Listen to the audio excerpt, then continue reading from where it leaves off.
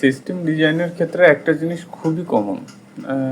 এই জিনিসটা আমরা হরহামেশাই শুনি যে এই কোম্পানি সার্ভারলেস আর্কিটেকচার ইউজ করতেছে। সার্ভারলেস আর্কিটেকচার ইউজ করলে এডজ কম্পিউটিংয়ে রান করা যায়।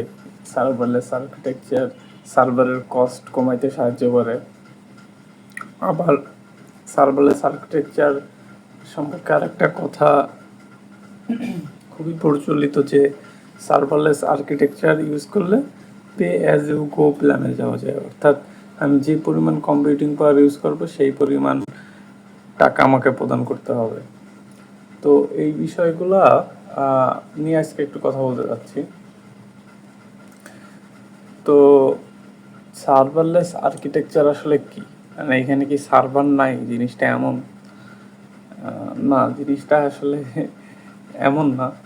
এখানে সার্ভার আছে, বাট সার্ভারে কোনো স্টেট নেই।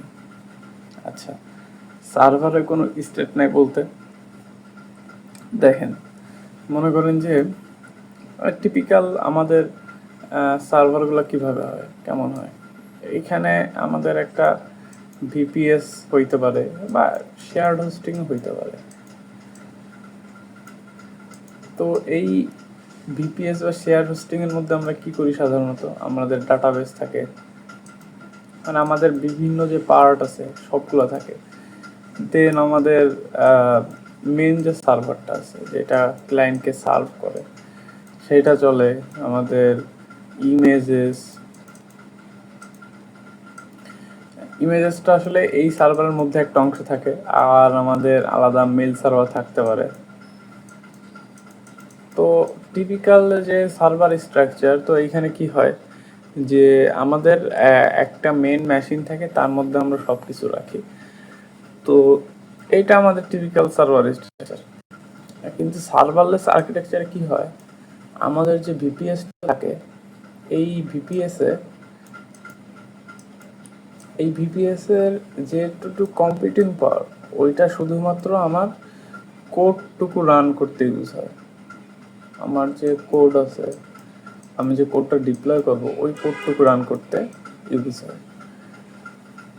তো এইখানে আরেকটা বিষয় হলো যে এইখানে সার্ভারে যেমন এনজিনিক্স লোড ব্যালেন্সার করে, এইখানে ম্যাক্সিমাম ক্ষেত্রে হয় কি এই লোড ব্যালেন্সিংটা হয়তো এক্সটার্নাল কোনো একটা মেশিন থেকে করা হয়। কারণ সার্ভারলেস আর্কিটেকচার সাধারণত করা হয় হরাইজন্টাল স্কেলেবিলিটির জন্য, অর্থাৎ আমার একাধিক পাশাপাশি সার্ভার থাকবে। এখানে একটা সার্ভার থাকলো, এখানে আর একটা সার্ভার থাকলো। তো লোড ব্যালেন্সিংটা এখান থেকে আসে।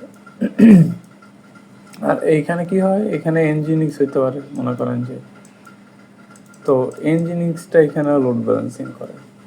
তো এই আর্কিটেকচার সার্ভারলেস আর্কিটেকচারের আমি যেটা বলছিলাম, সার্ভারলেস আর্কিটেকচার মানে হলো এখানে কোনো স্টেট আমরা ধরে রাখি না। এটার মানে কি, এটার মানে হলো মনে করেন যে আপনার কোড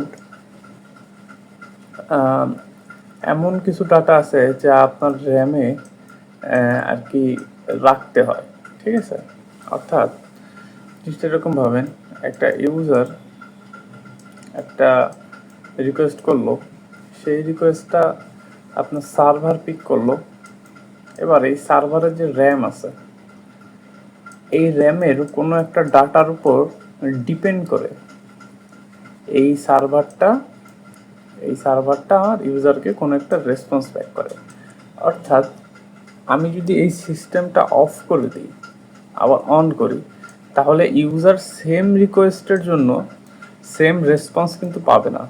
অর্থাৎ আপনি এটা বলতে পারেন যে ইউজার এই একই রিকোয়েস্টের জন্য এক এক সময় ভিন্ন ভিন্ন ডাটা পাচ্ছে, ঠিক আছে। আমার উভয় ক্ষেত্রে সার্ভার আপ আছে কিন্তু, আচ্ছা, ইউজার ভিন্ন ভিন্ন ডাটা পাচ্ছে।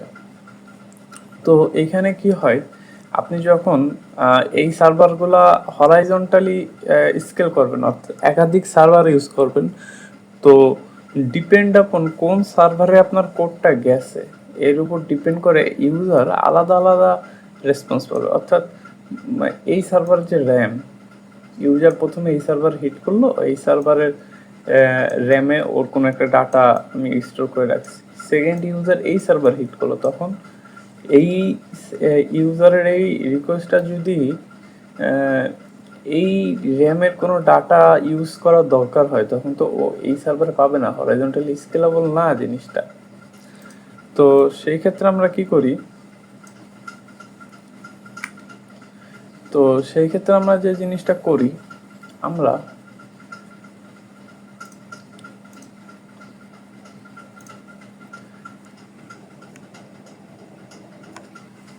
কি করি, আমরা সার্ভারে কোনো স্টেট রাখি না সার্ভারলেস আর্কিটেকচারে। অর্থাৎ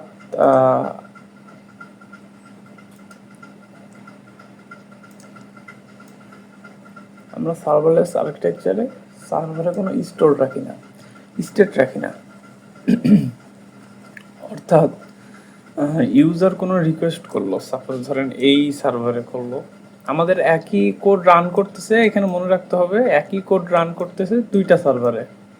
ওকে, ইউজার এখানে রিকোয়েস্ট করলো, ও কি করবে, এই রিকোয়েস্টটা কোনো এক্সটার্নাল ডাটাবেস, মনে করেন যে এটা আমাদের এক্সটার্নাল ডাটাবেস, ও কোনো এক্সটার্নাল, এইটা হইতে পারে আপনার মঙ্গোডিবির অ্যাটলাস হোস্টিং, বা মনে করেন যে আপনার সেলফ হোস্টিংও করতে পারেন আপনি আলাদা কোনো সার্ভারে।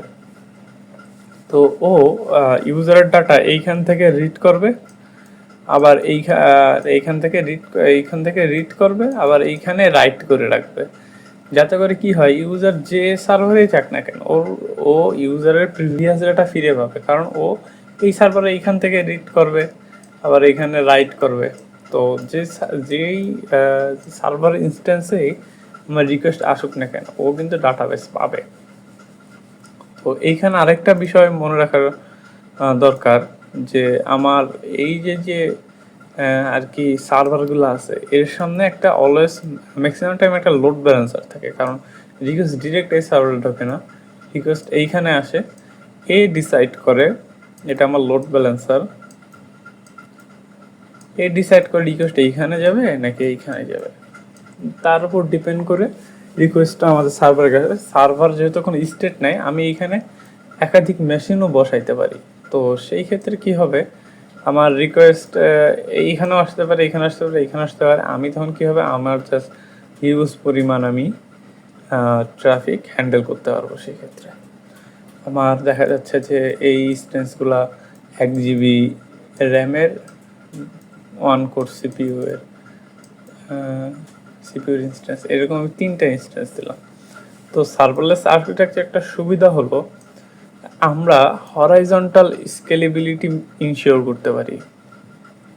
আর একটা জিনিস মনে রাখতে হবে, সার্ভারলেস আর্কিটেকচার করলে কিন্তু সিস্টেমটা ডিস্ট্রিবিউটেড হয়ে যায়, সিস্টেমটা মনোলিথ থাকে না। মনোলিথ সিস্টেম বলতে আপনার এই যে আগে যে বিষয়টা দেখাইছিলাম যে একটা সার্ভারের মধ্যে সব কিছু, এইখানে সেই জিনিসটা থাকে না, এইখানে সিস্টেমটা ডিস্ট্রিবিউটেড থাকে। অর্থাৎ আমার চারপাশে আমার মানে একাধিক ইন্ডিপেন্ডেন্ট মেশিনে আমার সিস্টেমগুলো সেপারেট করা থাকে। তো সার্ভারলেস আর্কিটেকচার আমাদের আরেকটা বিষয় যেটা আছে, যে সার্ভারলেস আর্কিটেকচার আমাদের আর কি এডস কম্পিউটিং করতে সাহায্য করে। এইটার মানে কি, এডস কম্পিউটিং মানে হলো, আপনি এটা বোঝার জন্য আপনাকে বুঝতে হবে যে আমরা যখন সার্ভার কিনি তখন আমরা কি কিনি। আমরা যখন সার্ভার কিনি আমরা তখন একটা মেশিন কিনি, মেশিন ভাড়া নিই, অ্যাকচুয়ালি মেশিন ভাড়া নিই। এই যে আমার মেশিনটায় হয়তো বা আমার 1 GB র্যাম আর 1 কোর সিপিইউ আছে, সাপোজ আমি ধরি। তো এই মেশিনটা আমি ভাড়া নিই, এই মেশিনে আমি যে কোনো কিছু রান করতে পারি। আর এডস কম্পিউটিং কি, এডস কম্পিউটিং হলো, মনে করেন যে আপনি একটা ফাংশন রান করতে পারবেন, আপনি যে কোনো একটা সার্ভারে। হ্যাঁ, তো যে কোনো সার্ভারে না, যে কোনো এডস কম্পিউটিং প্ল্যাটফর্মে। তো ওরা কি করবে, আপনি যে কোনো একটা ফাংশন দেবেন, ইউজার যখন রিকোয়েস্ট আসবে, ও ওই ইউজারের রিকোয়েস্টের উপর বেস করে একটা ফাংশন রান করবে।